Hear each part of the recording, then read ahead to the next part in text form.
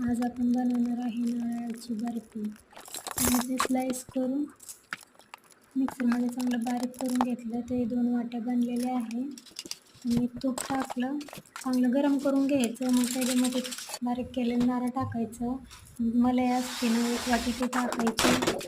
मग milk powder टाकायचं, चांगलं फिरून घ्यायचं. मग थोड्या वेळ फिरून घेतल्याच्या नंतर त्यात दूध टाकायचं, चांगलं फिरून घ्यायचं, त्याला उकळी येऊन द्यायची. चांगलं पाणी हे झालं ना, मग त्यामध्ये ड्रायफ्रूट टाकायचे. मग इलायची पावडर टाकायची, चांगलं फिरून घ्यायचं. थोडंसं तूप पण टाकायचं सेट व्हायसाठी. मग साखर टाकायचं. साखर टाकल्याच्या नंतर तर चांगलं थंड होऊन द्यायचं. मग प्लेटमध्ये टाकायचं. मी फ्रीजमध्ये ठेवलं होतं सेट व्हायसाठी, थोडं लवकर दाखवायचं होतं म्हणून.